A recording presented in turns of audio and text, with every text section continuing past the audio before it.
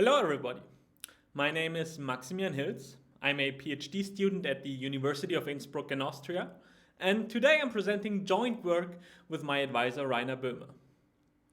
Our paper is titled Watching the Weak Link into Your Home, an inspection and monitoring toolkit for TR-069. Now, if you watch this presentation, I assume you haven't read the paper. And if you haven't read the paper, you probably also haven't heard of TR-069 before. So in the first part, I will try to fix that. Then we will talk about the contributions our paper makes before we conclude in the end. So what is TR-069? In a nutshell, TR-069 is a protocol for the remote management of end-user devices by internet service providers. Usually that refers to your modem or router, but it could also refer to set-top boxes or voice over IP phones or essentially any other type of IoT home equipment. Providers usually deploy TR-069 for one or more of the following reasons. One of the biggest reasons for the adoption of TR-069 is so-called zero-touch configuration. The idea here is that you sign up for a new internet service, your provider sends you a box with the modem, you just take the modem out of the box, plug it into power, then you plug it into your, internet cable, and you have a connection. You do not need to go through any setup assistance or enter any credentials. The idea is that your TR-069 client, your modem, just gets all the configuration from the provider's configuration server. The second reason why a provider may use TR-069 is service activation. So they may ship you a router with a Wi-Fi module inside, but in order to enable that module, you have to call their service hotline, tell them, hey, I want Wi-Fi please, I'm willing to pay €3 per month, and then they will use TR-069 to enable that functionality on your device. The third reason is also very similar to that. If you call them to complain about service issues, they can use TR-069 to connect to your router. They can get diagnostic information, they see connected devices, they see signal strengths, and so on. And finally, if you have a service provider who cares about the security of the devices on their network, they can use TR-069 to update firmware on all managed devices. You may find those features a bit boring, and I kind of agree, but what I find really fascinating about TR-069 is the scale of things. TR-069 is developed by the Broadband Forum, which is an industry consortium of pretty much every major internet service provider, every major hardware vendor, and everyone in between. The scale of TR-069 is quite massive. In fact, when people started scanning the IPv4 address space for open ports, they found that port 7547 is the second most export on the internet, just after HTTP. And 7547 is CWMP, which is another way to say TR-069. So if you ask the Broadband Forum, they will tell you that about 1 billion devices on the internet speak TR-069. Given those numbers, you might be inclined to think that somebody's probably looking at this. But surprisingly, that's not the case. If you type in TR-069 security into Google Scholar, you end up with virtually zero results. I mean, the screenshot is faked, okay.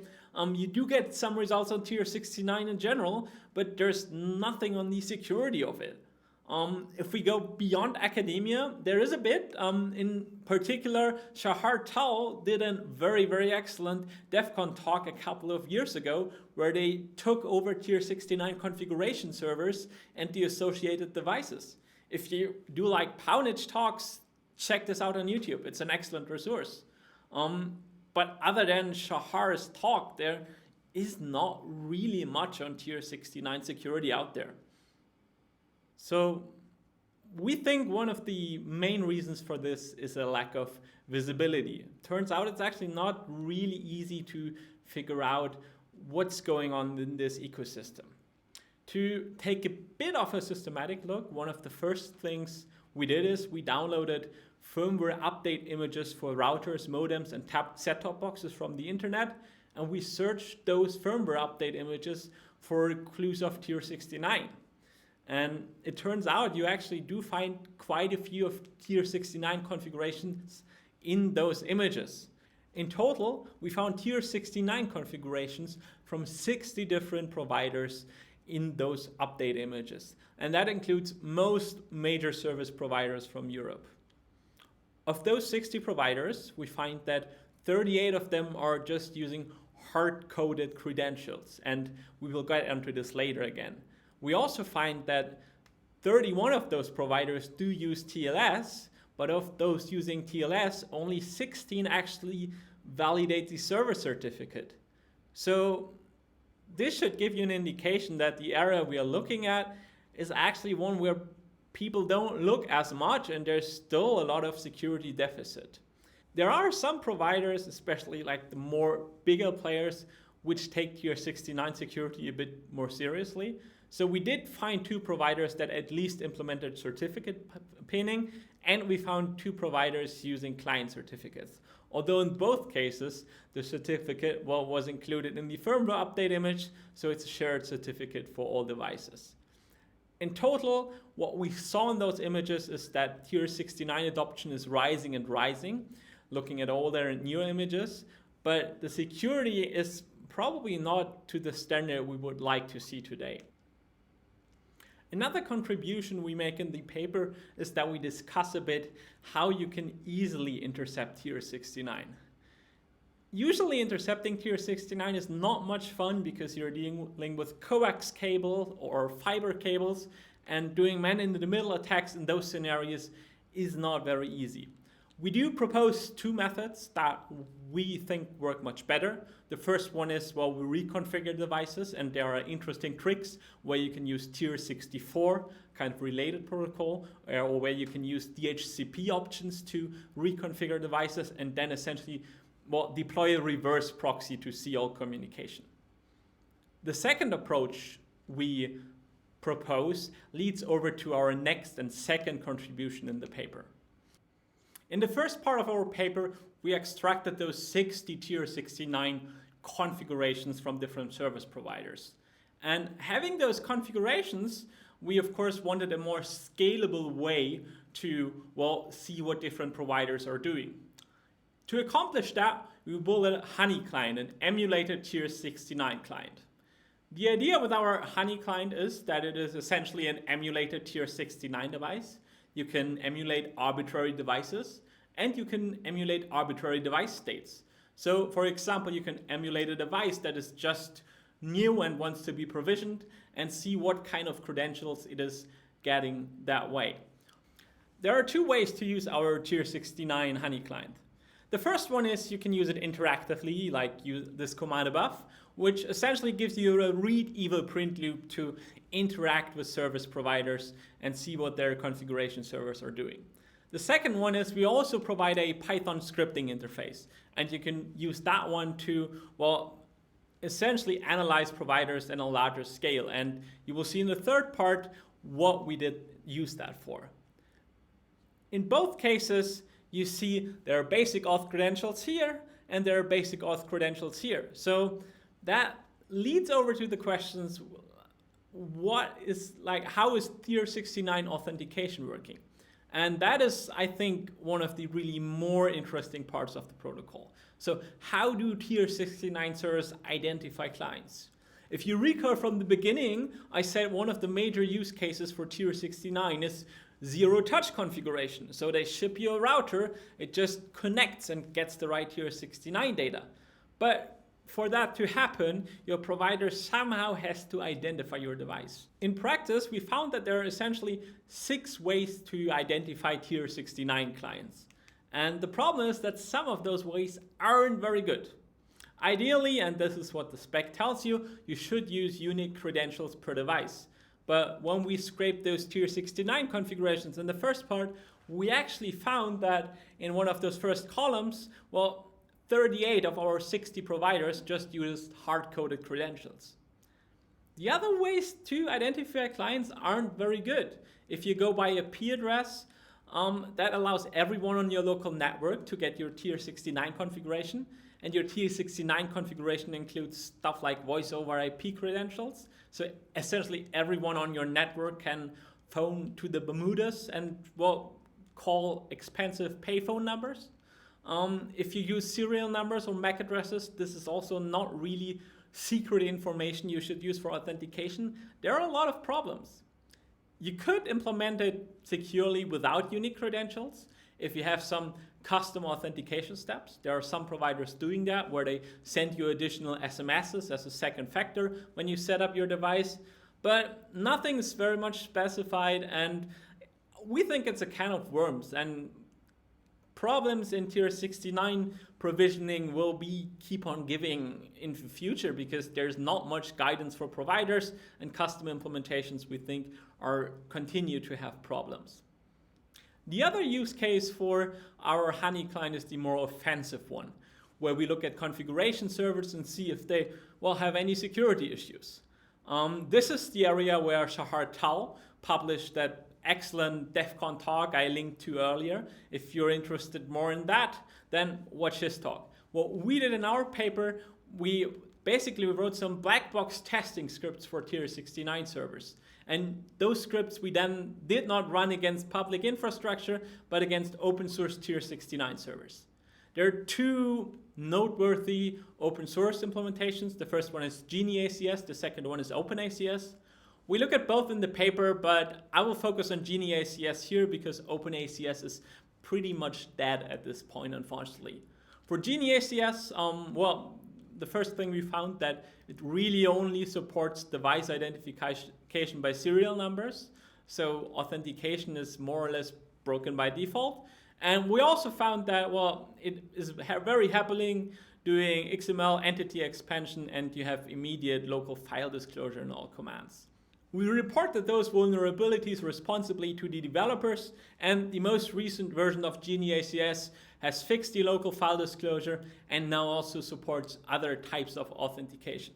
That being said, we think that the overall TR-069 server landscape also isn't looked at very much because those things we found with black box testing, and there's probably much more people can find and will find. Coming to the final part of our paper, the monitoring of providers.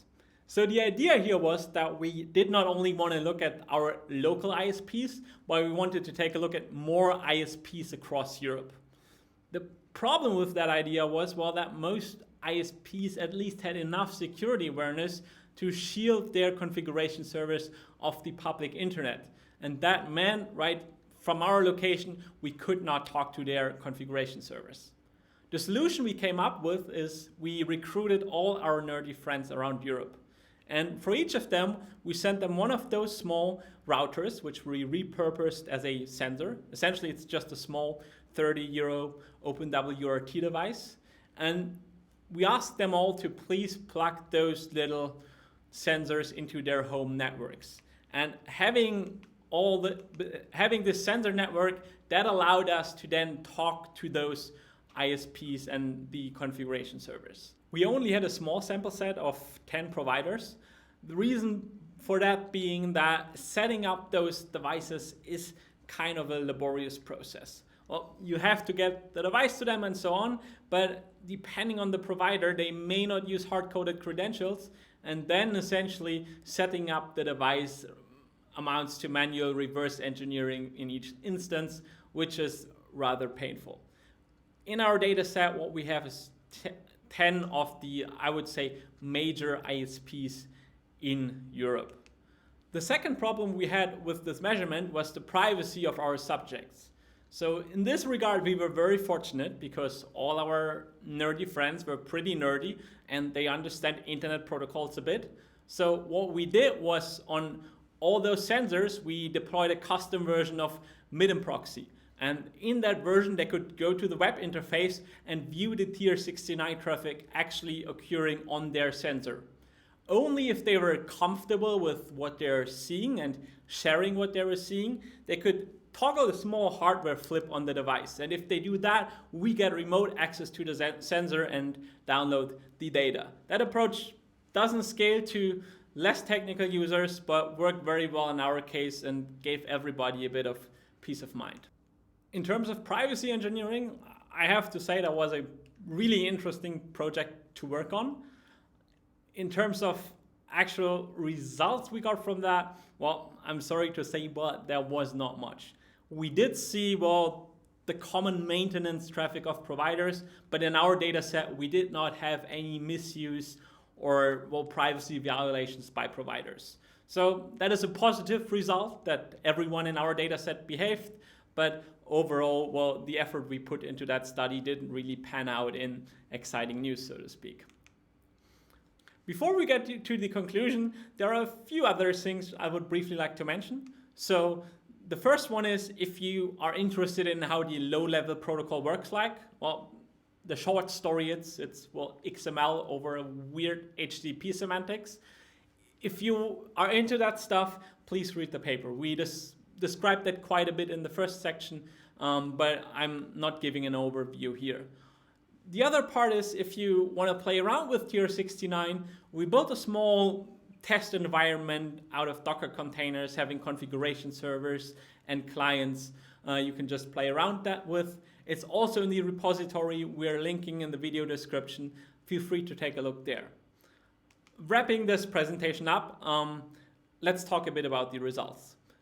The first takeaway we hope you get from our presentation is that TR-069, despite being so little known, is actually a very widely deployed protocol that maybe more people should look at. We hope that the tools we developed will give more researchers, well, the incentive to look at the space. The first application of that, from our perspective, showed some quite widespread flaws. Specifically, client authentication in TR-069 has quite some issues, and we think there's probably more in there. To end on a positive note, we did not observe any misbehavior by internet service providers. So all the traffic we collected was reasonable maintenance traffic. There were no gross privacy violations or anything. That being said, this only applies to our small sample of 10 ISPs in Europe, and we encourage you to, well, keep tabs on your own provider. With that being said, I thank you for your attention. I'm Maximilian Hils. This was joint work with Rainer Böhme, and we wish you a happy further ACNS.